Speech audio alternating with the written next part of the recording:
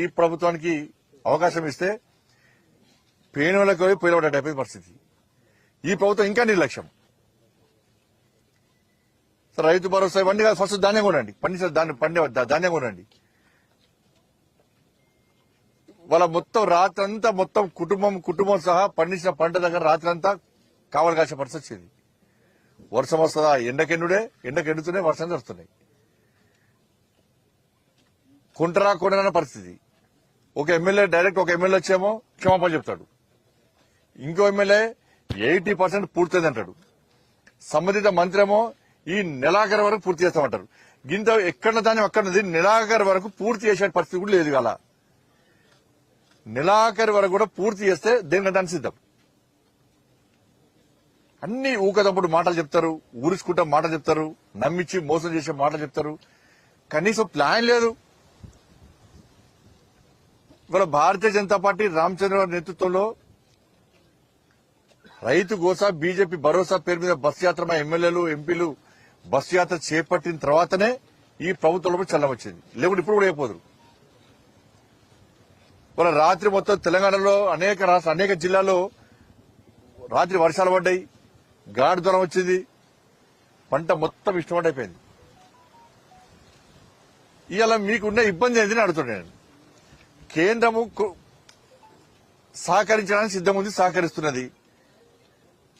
పంట కొనడానికి మీకున్న ఇబ్బంది ఏంది? మీరు జేబులోకి వెళ్ళి రూపాయి పెట్టడం అవసరం లేదు. పండించిన ప్రతి గింజకు కేంద్ర ప్రభుత్వం నిధులు ఇస్తున్నది. కేంద్రం నిధులు ఇస్తున్నప్పుడు కూడా పంట కొనుగోలు చేయడంలో మీకున్న ఇబ్బందులు ఏంది? గది కూడా చేత కదా మీకు? కేంద్రం నిధులు ఇస్తున్నా పంటను కొనడంలో పంట కొనే చేతనైతే ప్రభుత్వం, రాష్ట్ర ప్రభుత్వానికి ఇంకా మీరు చేసేది ఏంది? ఇవాళ చూసి చేస్తున్నారు, దళాలకు అమ్ముకుంటున్నారు. ఇక 10 కాదు 15 కిలోలు పోయినా కూడా కనీసం నష్టపోకుండా ఉందాం అన్న పరిస్థితి వాళ్ళు.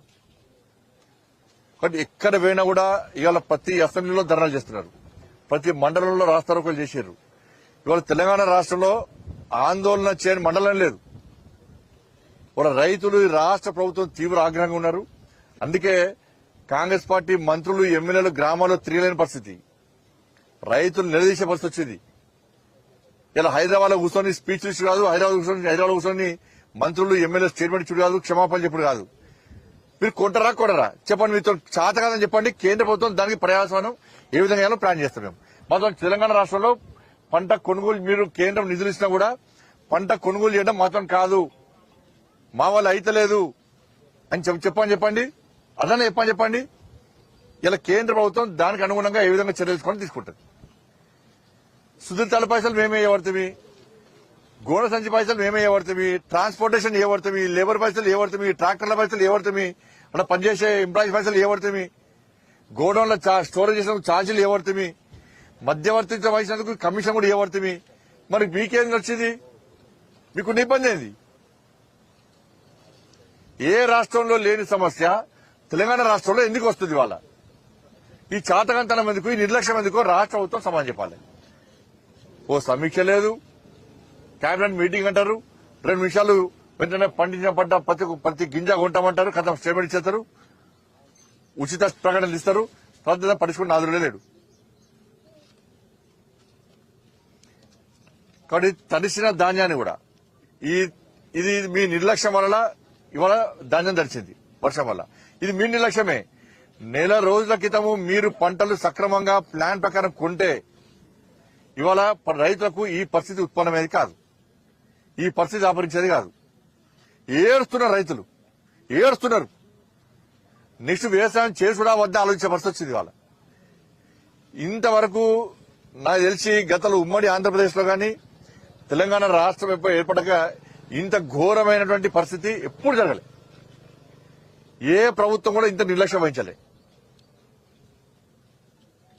మరి కాంగ్రెస్ పార్టీ వాళ్ళ నాయకులు, వాళ్ళ కార్యకర్తలు, వాళ్ళ కింది స్థాయి నాయకులు కార్యకర్తలు ఇబ్బంది పడుతున్నారు. ఎందుకంటే రైతులు ప్రజలు అడిగే ప్రశ్నలకు సమాధానం చెప్పలేక, నిలదీస్తున్నప్పుడు భరించలేక ఇళ్లకెళ్లి బయటికి వెళ్లే పరిస్థితి లేదు కాంగ్రెస్ పార్టీ నాయకులది, కార్యకర్తలది. ఏమనంటే మేము విమర్శిస్తే దానికి కౌంటర్ ఇస్తారు. మళ్ళా ఇలా కొనేది కేంద్ర ప్రభుత్వం, కొనుగోలు చేయాల్సింది మీరు, డబ్బులు ఇచ్చేది కేంద్ర ప్రభుత్వమే. కానీ ఇప్పటికైనా కూడా మీరు నెలాఖరులోగా చేస్తున్నారు. సో ఆ మాట కన్నా కట్టుబడి ఉండండి. తడిసిన ధాన్యాన్ని ఇలాంటి కోతలు లేకుండా మీరు వెంటనే తడిసిన ధాన్యాన్ని కొనాలి. దీనికి బాధ్యత రాష్ట్ర ప్రభుత్వం వహించాలి. కుంటి సాకులు చెప్పి రైతులు ఇబ్బంది పెట్టే ప్రయత్నం చేస్తే రైతులు తిరగబడతారనే విషయాన్ని రాష్ట్ర ప్రభుత్వం గుర్తుంచుకోవాలి. వెంటనే అన్ని ఐక్యపించడం యుద్ధ ప్రతిపాదన కొనుగోలు వెంటనే ప్రారంభించాలని చెప్పి కొనుగోలు చేయాలని చెప్పి భారతీయ జనతా పార్టీ డిమాండ్ చేస్తా ఉన్నది. ముఖ్యంగా మీకు మార్కెట్ సంబంధించి బియ్యం ఫోన్ ఎత్తులేడు, ఉన్నతాధికారులు ఎవరు పట్టించుకుంటారు అని చెప్పేసి ఇవాళ మార్కెట్ యార్డ్ లో రైతులంతా చెప్తున్నారు. ఇలాంటి ఉన్నతాధికారులు మీరు జిల్లాలో ఉన్నారు కాబట్టి ఎంపీగా కూడా సో ఏమన్నా సమీక్షిస్తారా? తప్పకుండా పొద్దునే అధికారులతో మాట్లాడినాం. ఇప్పుడు రాష్ట్ర ప్రభుత్వం నిర్లక్ష్యం, వాళ్ళ చేతి ఏమిటో అధికారులు వాళ్ళ చేతుల్లో చేస్తారు.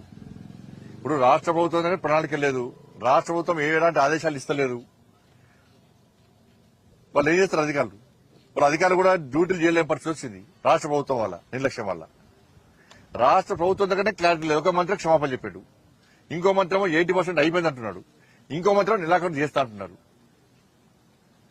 సార్ ఊహించిన దానికంటే ఎక్కువ ధాన్యం వచ్చింది అనేది ఒకటి చెప్తుంది కాంగ్రెస్ గవర్నమెంట్.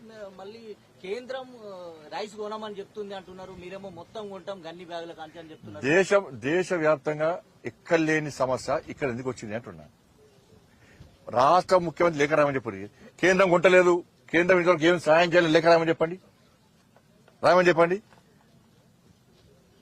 కొనేది కేంద్ర ప్రభుత్వం, నిధులు ఇచ్చేది కేంద్ర ప్రభుత్వం.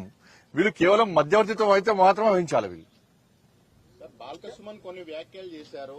రైలు పట్టాలు పీకేయండి, సింగరేణి భవనాలను ఆఫీసులను తగలబెట్టండి అని చెప్పేసి కొన్ని కామెంట్లు చేశారు వాళ్ళ అంతర్గత సమావేశంలో. అది వైరల్ అంటే మిలిటెంట్ గ్రూప్ గా మారాలని చెప్పేసి వ్యాఖ్యలు చేసినట్టు. పైసలు వస్తాయి అవే. ఇప్పుడు నేత వినలేదు, మీరు అన్నట్టు చెప్తున్నాను నేను. అంటే ఏ పార్టీ అయినా ఏ వ్యక్తులైనా కూడా విధ్వంసాలు చేసే విధంగా వాటికి ఆస్కారం ఇవ్వద్దు. సరే పాపం వాళ్ళు బీఆర్ఎస్ వాళ్ళు నిరాశ నిస్పృహలో ఉన్నారు. వాళ్ళు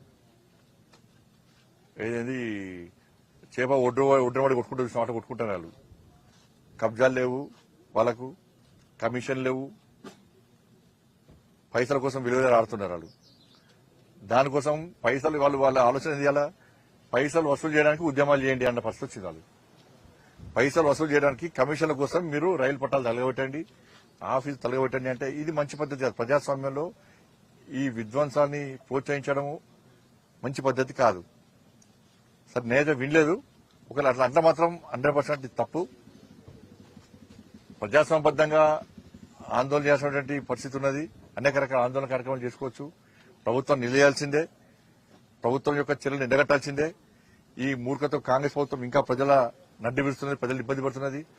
దానికి వ్యతిరేకంగా ప్రజాస్వామ్య పద్ధతిలో ఆందోళన చేయాలి తప్ప కాలబెట్టండి, తన్నండి, కొట్టండి అనేటువంటి వాతావరణం మంచిది కాదు. ఇది అందరూ కూడా ఖండించాల్సిన అవసరం. సార్ నానో యూరియాకి సంబంధించి ఒక ప్రకటన చేస్తున్నారు. మరోవైపు అసలు బఫర్ స్టాక్ లేదు అనేటువంటి అంశంలో 2 లక్షల మెట్రిక్ టన్నుల యూరియా కేంద్రం ఇవ్వలేదు అనేది చెప్తున్నారు. ప్రతిసారి ఏది వచ్చినా కేంద్రం మీద నెట్టడము గతంలో బీఆర్ఎస్ గది చేసింది, కాంగ్రెస్ ప్రభుత్వం గది చేస్తున్నది. వాళ్ళ చాతకంతనాన్ని కేంద్రం మీద నెడుతున్నారు. యూరియా కొరత అంటారు, లోడ్లు బ్లాక్ తరలిస్తారు. కాబట్టి వాళ్ళ చాతకంతనాన్ని కేంద్రం నెట్టడం వీళ్ళకి అలవాటుగా మారింది. రైతులకు తెలంగాణ సమాజాన్ని తెలుసు కేంద్రం ఏం చేస్తుంది. ఇవాళ ప్రతి రైతుకు అవగాహన ఉన్నది. ఎస్, కేంద్ర ప్రభుత్వమే నిధులు ఇస్తుంది, కేంద్ర ప్రభుత్వమే ధాన్యం కొనుగోలుకు రాష్ట్ర ప్రభుత్వం నిధులు ఇస్తున్నది.